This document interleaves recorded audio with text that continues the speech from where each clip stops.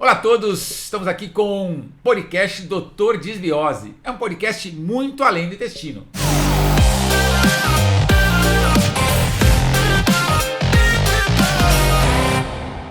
Aqui nós convidamos médicos, nutricionistas, profissionais de saúde para falar sobre micro-organismo, ciência e bem-estar. E hoje estou aqui com um médico muito famoso, aliás é um grande amigo meu. Esse médico é nutrólogo e também formado em medicina cardiovascular. Estou aqui com o meu amigo, Dr. Rondó. Seja bem-vindo, Dr. Rondó. Gilberto, a satisfação é minha estar aqui mais uma vez com você, nessa nossa amizade que a gente tem caminhado junto há muito tempo, falando de saúde, abordando esses pontos, e é muito gratificante poder estar aqui dando continuidade nessas informações. É isso aí, maravilha, Dr. Rondó. Bom, nós já nos conhecemos há bastante tempo, você é um médico renomado, consagrado, já escreveu vários artigos, já escreveu vários livros, etc. E tem uma experiência muito vasta em consultório, né? Eu sei todos os materiais que você tem feito, escritos, principalmente do ponto de vista de alimentação, e eu tenho acompanhado assim que você tem a grande preocupação em orientar as pessoas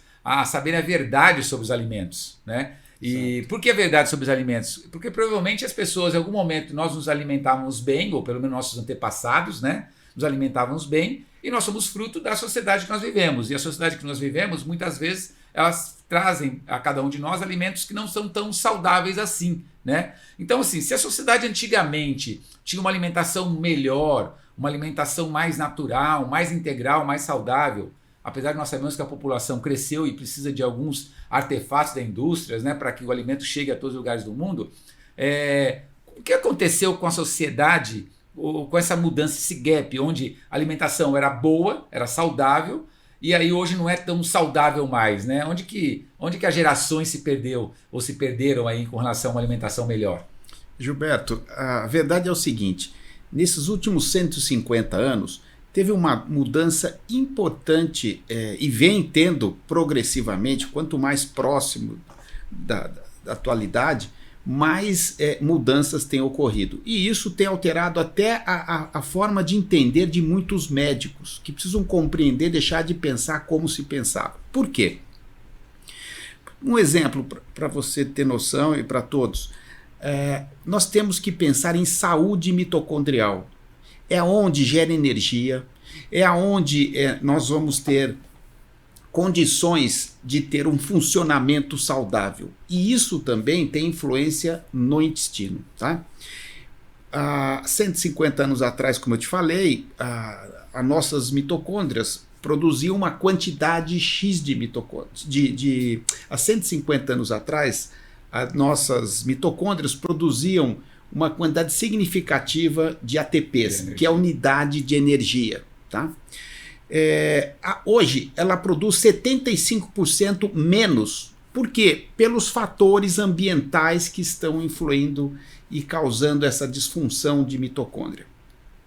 Nós temos uma somatória de fatores que tem crescido, um deles são os óleos de semente, milho, soja, canola, são os óleos, as gorduras poliinsaturadas. Essas gorduras elas trazem consequências desfavoráveis para a saúde. Para você ter uma ideia, nossos ancestrais ingeriam no máximo 2% desse ácido linoleico, que é o ômega 6 presente nesses óleos. E o ômega 6 é pró-inflamatório. O ômega 3 é anti-inflamatório. Todos os ômegas ímpares são anti-inflamatórios e os pares são inflamatórios, no caso o ômega 6. E a quantidade de ômega 6, no caso do ácido linoleico, ele tem causado uma série de agressões, é altamente inflamatório. Nós viramos uma inflamação ambulante. Isso eu vejo todo dia no consultório. As pessoas acham que estão gordas, acham que estão com fadiga, estão com isso, estão com aquilo. Nada mais é do que essa inflamação crônica. E outra, nós sabemos que inflamação crônica está ligado com todas as doenças degenerativas. Tá? Então nós temos que intervir nisso. Uma das estratégias importantes é nós mudarmos esses óleos. Porque você se recorda, na época da Segunda Grande Guerra, os americanos não tinham gorduras saudáveis, gorduras saturadas. O óleo de coco, por exemplo, que vinha da Polinésia, os japoneses proibiram, bloquearam o acesso, então não vinha. E eles tiveram uma certa dificuldade, e em dificuldade de guerra, os países eles avançam com economias, com trabalhos para tentar fazer autossuficiência. E naquela época estava começando a indústria do milho, soja, e eles investiram nessa indústria para atender a necessidade. E isso causou um crescimento desse segmento, e ao mesmo tempo, em paralelo, eles começaram um trabalho que teve ciência por trás, mal interpretada, né, que deu apoio para isso, mostrando que as gorduras saturadas faziam mal. Então se passou a evitar as gorduras boas. A banha de porco, a carne vermelha, o ovo, a manteiga, todas as gorduras. Saturada, você sabe, era mal, era ruim. Hoje em dia ainda vejo pacientes que eles fogem das gorduras. É a pior coisa que você pode fazer. Você tem que ter a gordura saturada boa. É o que mantém a mitocôndria eficiente, mantém os neurotransmissores, tudo. Então, se passou a consumir esses óleos. Quando se começou a usar esses óleos, começou a aumentar a incidência de doenças degenerativas que não existiam. Aquilo era muito raro. E nós acabamos vendo isso crescer. Em paralelo, a indústria desenvolveu produtos usando a pegada de que a gordura fazia mal, então produtos para baixar o colesterol, triglicéridos, etc., com o objetivo de melhorar, mas complicando na realidade a situação toda. Tá? Então isso foi um fator importante, e a presença desses óleos, eles alteram a flora intestinal, eles alteram a mitocôndria. Com isso, essa disfunção mitocondrial, nós não podemos esquecer que o trato digestivo, todo o intestino, como todos os órgãos, precisam de eficiência mitocondrial. E no caso do cólon, do intestino, ela vai ficando flácida, fraca. E aí o que acontece? Começa a entrar oxigênio da circulação para o intestino. O intestino, as bactérias boas, elas são anaeróbicas, elas não dependem de oxigênio. As bactérias que são a base do oxigênio, precisam dele, essas são as mais tóxicas que tem. Então isso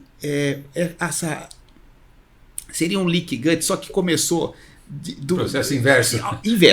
O primeiro passo foi isso aí. Daí começou o oxigênio, que não tinha oxigênio no intestino, passou a ter, o normal é 0,1% de oxigênio.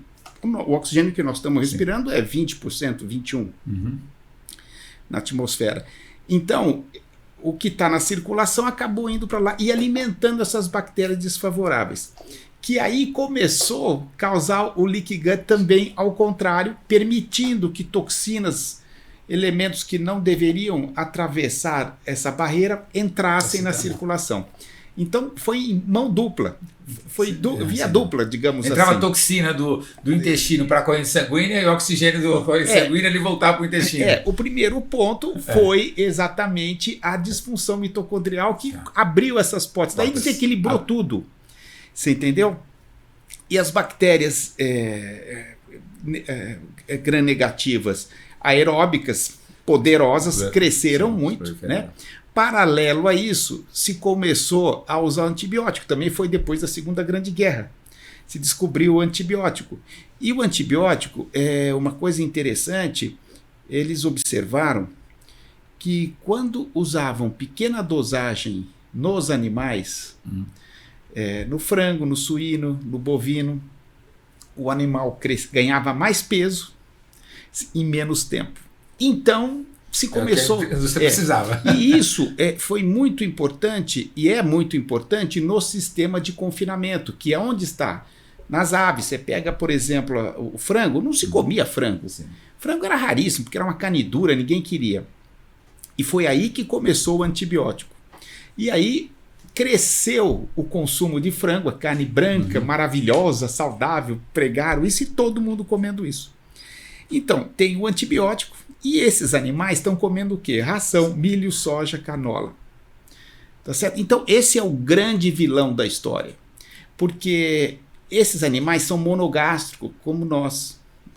Então, eles passam, nós consumimos essa carne e essas gorduras, e ela está cheia dessas gorduras poliinsaturadas, tá? Esses óleos de sementes.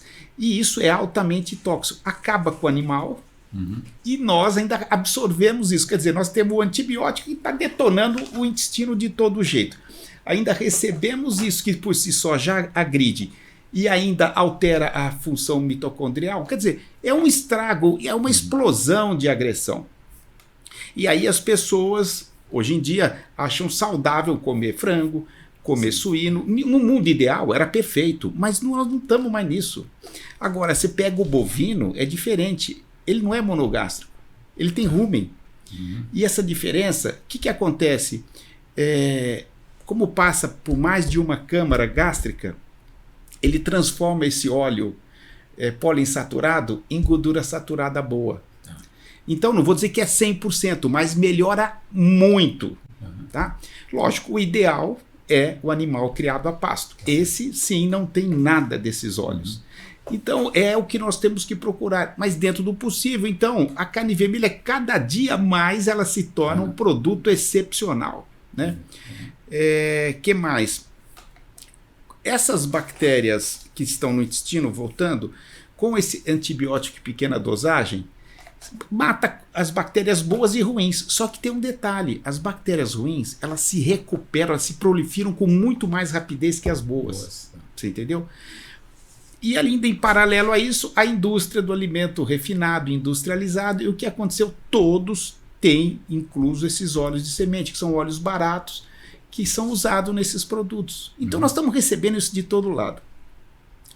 Paralelo a isso, nós temos a contaminação que nós estamos vivendo com poluentes ambientais, metais tóxicos, com microplásticos. Nós estamos respirando esses microplásticos.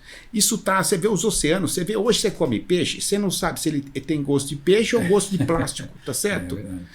Então, é complicado. Mesmo cultivar em tanques, as fazendas dentro do próprio mar, né? São fazendas com ração. Você cultiva o peixe no mar, mas você coloca numa fazenda e põe ração dentro. E tá... É antibiótico. Antibiótico. Você está entendendo? Porque para que se haja crescimento de quantidade, é um ambiente inóspito para os animais. Então precisa usar o aumento de proteção, antibióticos e antifúngicos e etc, etc. Para quê?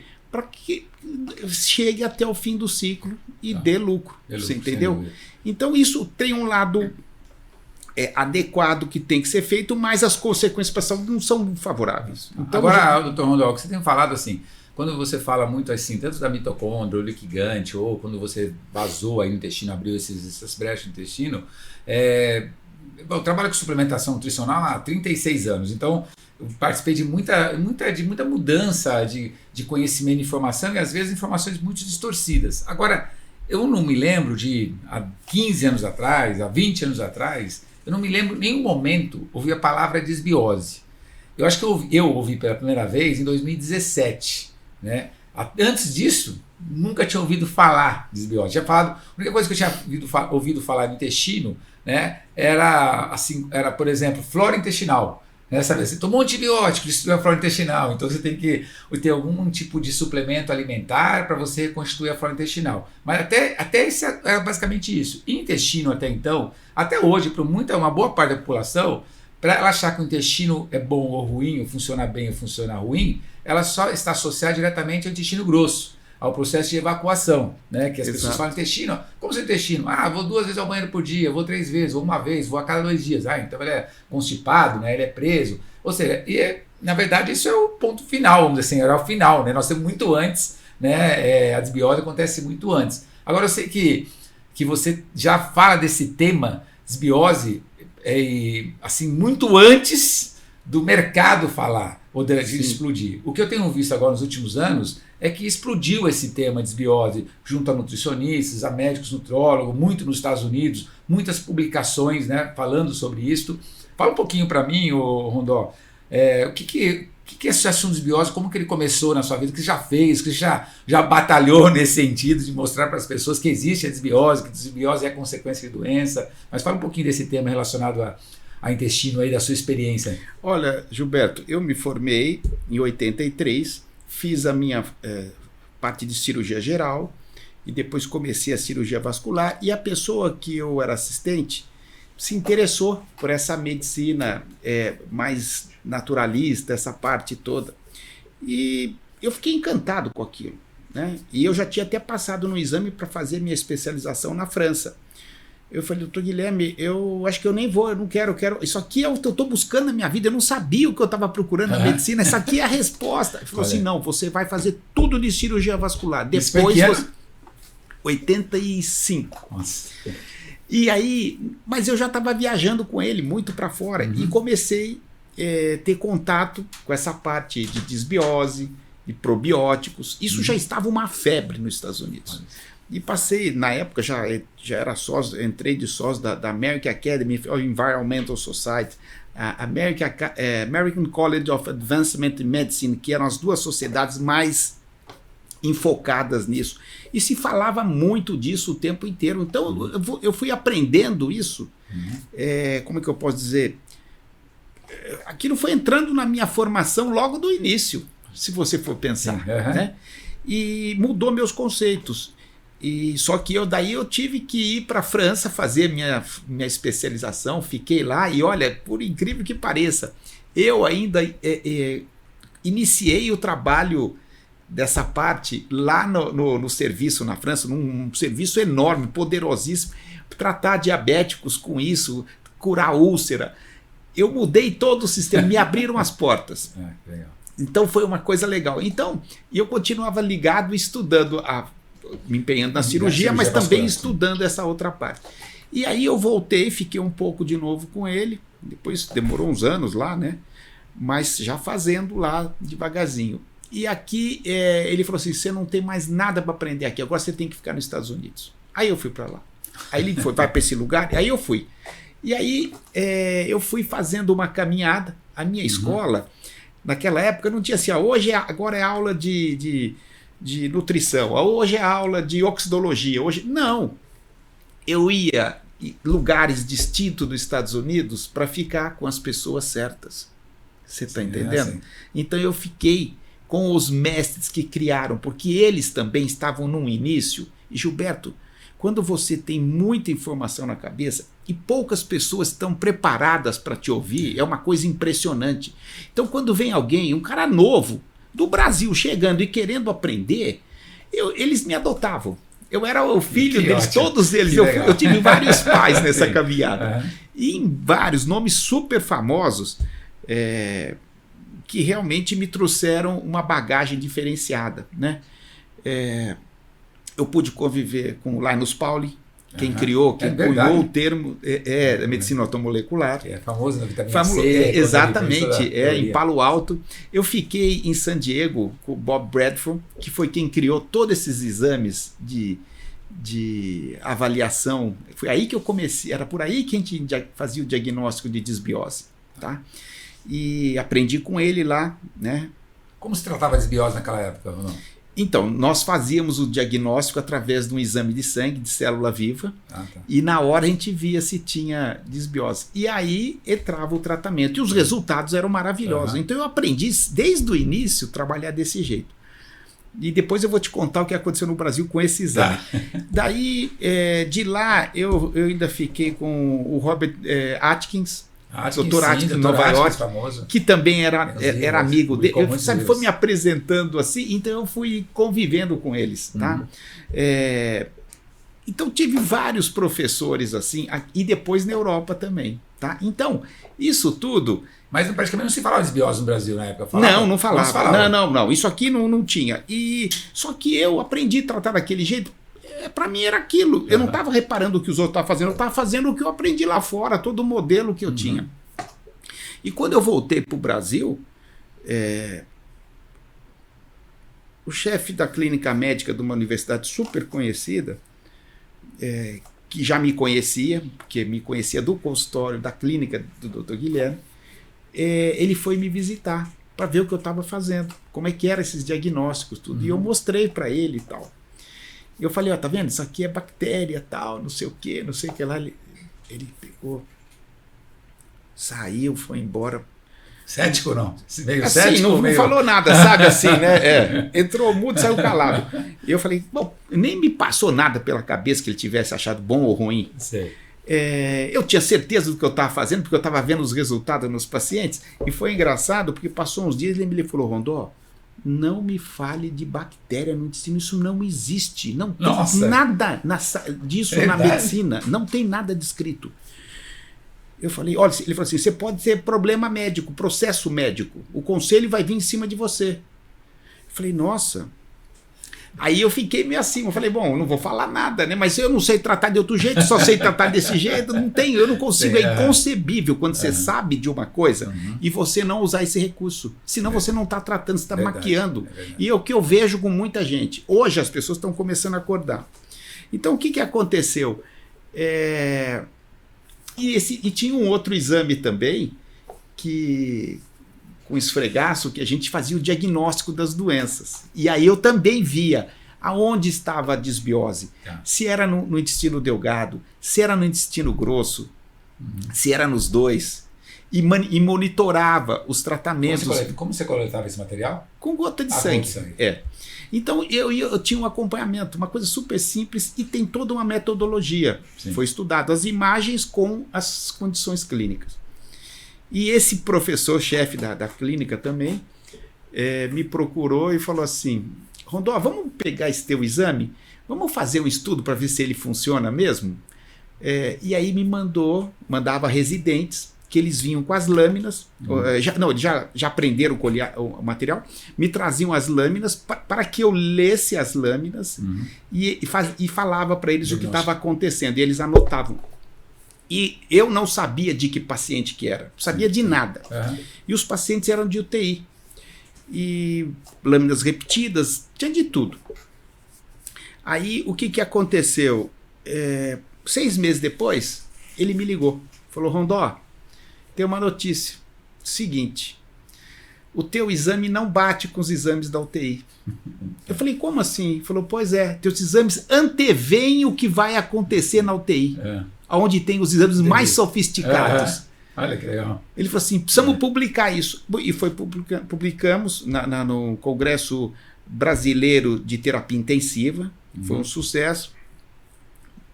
Mostrei para o meu chefe dos Estados Unidos. Apresentei nos Estados Unidos de norte a sul, leste a oeste, para todo lado, na Europa também. Fui, inclusive, com ele e com outro mestre que tinha, o Madi Ali, que era um médico de Nova York, famosérrimo, top. Nós 3 fomos resolver problema médico no Canadá. Tive que passar um exame com 10 médicos e 10 advogados para ver se avaliavam o que eu estava apresentando. Olha que louco. Passei nessa avaliação e apresentei. E eles também tiveram esse tipo de sabatina. E foi fantástico. Fomos lá resolver problema médico. E foi fantástico. Quer dizer, você se sente valorizado. Então, eu ganhei o mundo com esses amigos, eu entrei num segmento muito diferenciado. E depois o governo da China me convidou para apresentar isso num congresso. Fui eu e o Bob Bradford, que era o meu chefe, nós fomos para lá para apresentar isso de microscopia, porque as UTIs da China estão usando esse tipo de diagnóstico. Então, é uma coisa assim bacana, estou dividindo com você aqui. Maravilhoso, maravilhosa experiência. Mas o que sobra é o seguinte, é importante essa confirmação e saber que eu fui no caminho certo, né? E aí, cada dia mais eu estou vendo que isso está se perpetuando de uma forma muito mais expressiva, que antes não se percebia, eles não tinham como ver isso. E hoje já se divulga mais esse tipo de abordagem. E naquela época, aliás, antes, sempre o ser humano usou alimentos fermentados. Porque o leite, você põe o leite, ele coalha, depois você vai aproveitar aquilo e vai. E aí teve o mel que virou hidromel, como fala? O grão que virou a cerveja, assim, a fruta a uva que virou o vinho, tá certo? O vinagre, o álcool que virou vinagre, e foi por aí afora. Daí começou a aparecer outras coisas nas culturas. Mas se usava empiricamente sem saber por que fazia bem. Certo. É melhorar, porque naquela época a alimentação era maravilhosa, não tinha problema. Mas de toda forma. E até uma forma de conservar o alimento, a fermentação. Exatamente. Conservava o leite, coalhava, né? Não tinha então geladeira, não tinha nada. É isso aí. Você levava. Então, isso tinha um significado. Mais recentemente, de quando eu fiquei nos Estados Unidos para cá, já era a época que as pessoas tinham muito que trabalhar e não tinham tempo de ter nada em casa, e começou muito alimento refinado, industrializado, tudo pronto, né? Que você compra, tudo é bonito, cheiroso, atraente, você compra, faz na hora, é rápido. Então era assim, e não tinha espaço para aquela cultura antiga de fazer um fermentado em casa. Então era uma coisa que eu não tinha muito como receitar. Era uma coisa muito assim, aquém da realidade. E aí, algo que me surpreendeu muito e que trouxe esse conceito humano para o momento como uma excelente arma terapêutica são essas bebidas fermentadas. Tá? E eu fico muito feliz, por exemplo, com esse Zenko. Eu uso particularmente, indico como sugestão, dou outras sugestões, mas sempre indico, porque realmente eu vejo resultados maravilhosos. Qual a importância desse alimento, então, ou do Zenko, dos alimentos fermentados, em relação à saúde hoje? Olha, principalmente hoje em dia, com esse mundo tão moderno, onde as pessoas são imediatistas, onde o alimento é muito fácil, onde as pessoas estão mais preocupadas com o sabor, às vezes com o paladar, do que com a nutrição. Qual que é a importância de já que você não consegue, as pessoas não conseguem ter uma alimentação muito regular e saudável, seja pelo café da manhã, seja pelo almoço, seja para a comunidade, por não estar em casa, ou por não ter ainda essa possibilidade de ter os alimentos nas suas mãos quando precisam, um alimento mais saudável?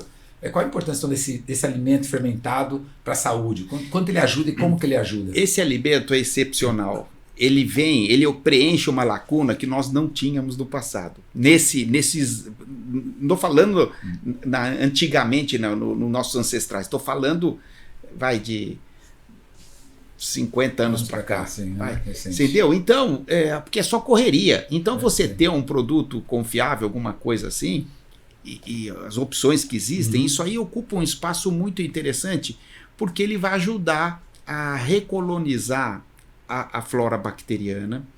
Ele não age só induzindo a formação, aparecimento de novos probióticos, porque os probióticos em si é parte do processo. Ele tem uma ação mais importante, que é trabalhar na mucosa, porque ele produz ácidos graxos de cadeia curta, e esses ácidos graxos, butirato especialmente, acetato, o propionato, o que eles fazem? Eles estimulam a formação de um muco na parede do intestino. No intestino, as células intestinais chamam colócitos. E essas células precisam de energia. Você entendeu? E ele ajuda na geração de energia. Só que esse é um lado. O outro lado, eu volto para aquele negócio da disfunção mitocondrial. Sim. Porque se tem disfunção mitocondrial que é induzido pela dieta, né? Então essa é uma parte que a gente consegue trabalhar, mas precisa enxergar o contexto maior, a alimentação, né? Porque senão não adianta, não tem mágica. Exatamente. Não é tomar o negócio e falar assim, eu tomei e não resolveu. Não é isso. Você está entendendo? Não é. É a mesma coisa aquele que põe o livro embaixo do braço e fala, não resolveu, não entendi. Não, o cara nem abriu o livro, tá certo? Não adianta. Então, o que acontece? Tem que mudar o tipo de óleo, ou reduzir ao máximo. Procurar óleos mais saudáveis. Manteiga ghee, manteiga, tá? São os melhores que nós temos. Você fala, e o azeite de oliva? Interessante, tão falado. O azeite de oliva, hoje nos Estados Unidos, 90% é fajuto. Eu não sei como está aqui, entendeu? O que acontece? Um azeite de oliva, de 25% a 38% dele é ácido linoleico. Então são coisas... Mesmo um azeite de oliva de prensa fria, de qualidade. Qualquer um. Porque ele é ácido oleico, ele é monoinsaturado, mas ele é vegetal. Sim, tá. Você entendeu? O óleo de coco não, que é praticamente só tudo saturado. Então, né? Então, isso faz muita diferença. Tem que ter. Não que você não vá usar óleo de oliva, eu acho excelente, com muita moderação. Tá certo? Tá. Tem que ter uma quantidade. Você não pode passar de 5 gramas de ácido linoleico por dia. Você entendeu? Tá. Hoje nos Estados Unidos, a média, isso eu estou falando porque a estatística lá, é mais de 30 gramas por dia. É muita coisa. É por isso que eu falo que essa inflamação ambulante. E isso deve ser parecido com o que nós temos. Nós copiamos muito o modelo americano e a gente vê nos pacientes. É impressionante, depois de um mês, quando já começa o tratamento, a pessoa muda, sabe? Ela se sente outra, ela fala, nossa, eu emagreci. Ela não emagreceu. Ela está desinflamando, é o primeiro passo. Depois vem o processo de emagrecimento. Então, como eu tinha falado no começo, nós temos que ver esses óleos, fazer atenção a isso, reduzir dentro do possível e colocar os óleos bons. Nós temos que tomar cuidado com disruptores endócrinos, os microplásticos, essas coisas, porque isso da disfunção da mitocôndria, que nós falamos, vai dar disfunção de tireoide, o intestino fica lento, retém toxinas que putrefação, é um monte de coisa desfavorável, tá certo? Abre aquela porosidade de entrar oxigênio no intestino, ou seja, é tudo desfavorável, tá? Então isso aí tudo tem que ser corrigido, tem que se evitar essas coisas. Muito xenoestrogênio, muito estrogênio sintético de vegetais, de coisas assim. Isso está alterando, induzindo doenças sérias, parte de câncer de mama, câncer de próstata no homem, obesidade e tudo. Então nós temos que estar muito atento com esses fatores, que é uma somatória de pontos. Outro que é silencioso são os campos eletromagnéticos. Tá. Sabe, as pessoas dormem com o celular ou andam o dia inteiro com ele no bolso, dormem embaixo do travesseiro ou grudado na cabeceira. Sabe, não pode ter isso. Você tem que evitar dar um time também com campos eletromagnéticos. Ter um pouco de respeito, porque isso, o que faz? Gera entrada de íons de cálcio em excesso dentro da célula, e isso causa oxidação. Então é silencioso e está te detonando o tempo inteiro. Então você está vendo, nós estamos vivendo numa situação que todos os lados tem pontos que nós não vamos conseguir intervir diretamente. Eu também não posso falar para você, não respira mais porque esse ar está muito poluído. Não dá. Mas, por exemplo, você não vai comer mais porque está tudo contra. Não. Vamos com bom senso. Vamos reduzindo dentro do possível e fazendo a parte que é viável a gente fazer. E usar os recursos, as estratégias que a gente tem disponível para poder estar somando positivamente. O que as pessoas então hoje, Rondon, poderiam fazer? Porque é uma frustração muito grande, né, quando as pessoas têm conhecimento sobre saúde, às vezes, né? Porque ela fala, pô, eu não posso mais respirar o ar, eu não posso mais comer, eu não posso mais... Ou seja, não pode mais praticamente nada para ter um organismo saudável, mente saudável, etc. Mas a gente sabe que a gente, como você disse, a gente tem que abrir mão de alguns recursos, ou seja, o que está disponível. Exato. Né? O que as pessoas, então, ou seja, se você já disse como relação a diminuir o consumo de ácido linoleico, né, e desses óleos, principalmente esses óleos vegetais, tem muito ácido linoleico, é algo bastante importante, porque nós estamos trabalhando em cima da energia da mitocôndria, isso não está gerando liquigando de dentro para fora, vamos dizer assim, o inverso da desbiose, vamos dizer assim, intestinal. Ok, as pessoas já é uma recomendação extremamente válida, né, riquíssima como conhecimento, para que as pessoas saibam, então eu deveria talvez consumir um pouco mais de óleo de coco, então, ao invés desses outros óleos, e consumir os outros óleos aí, com mesmo azeite de oliva, etc., com mais moderação. Do ponto de vista de alimentação, né, a gente sabe assim, é muito difícil pessoas mudarem hábitos assim da noite para o dia. Eu acredito muito mais que quando você tem um organismo saudável, equilibrado, você não come tanta junk food, tanta porcariada, porque o organismo ele pede o que você... O organismo reage. Ele pede como está o seu organismo. Ele está muito tóxico, ele quer comida mais ácida, mais comida tóxica, mais fritura, né, mais etc. Se o seu organismo está mais equilibrado, automaticamente você vai comer socialmente, mas provavelmente você vai saciar mais, então você vai comer menos, né, porque sacia, porque o organismo já como você disse, ele reagiu, aquela gordura para você que está equilibrado, já deu o limite, já está no limite. Quem está desequilibrado, por ansiedade, ou por prazer, ou por hábito, come-se muito mais. Então, na alimentação, quando a gente fala de fermentado, quanto que o alimento fermentado participaria, o consumo diário de uma quantidade de alimentos fermentados, participaria em devolver talvez esse equilíbrio intestinal, vamos dizer assim, que fala sobre toda a digestão, absorção, etc. Gilberto, essa parte de fermentados, como eu te falei, 85, no começo tal, falava, mas era uma coisa muito vaga assim, dos fermentados, e ninguém punha foco. O foco era os probióticos. Certo. Tá? Depois entrou os prebióticos. Probióticos. Isso, mas não adianta você ficar carregando em probióticos se você não acertar a disfunção mitocondrial, Perfeito. se você não mudar a dieta, não ajustar certas coisas, escolher a proteína certa, porque as pessoas ainda hoje vivem achando que o frango e o suíno é mais saudável. É maravilhoso, mas no mundo moderno tá difícil. A não ser que você ache um frango caipira que come só ciscando, mas isso é muito raro, tá certo? Então, nós temos que tomar cuidado. Agora, um ponto que é importante, que eu quero deixar claro aqui, o óleo para cozinhar, manteiga. Manteiga ghee. Sim. Nós temos manteiga ghee nacional, você sabe qual é? É a manteiga de garrafa. Tá. É maravilhosa. Sabe o que acontece com a manteiga? Ela tem um ácido graxo essencial, isso descobriu faz pouco tempo, é recente, chama C15. Tá. O C15, sabe o que ele faz? Ele tira o ácido linoleico da gordura, ajuda a eliminar. Maravilha. Então ele é maravilhoso. Você vê, Deus faz as coisas, acho que ele já estava prevendo que ia ter esses desvios de conduta. Então, ele é muito legal. Agora, hoje se prega muito o consumo de fermentados, várias vezes por dia.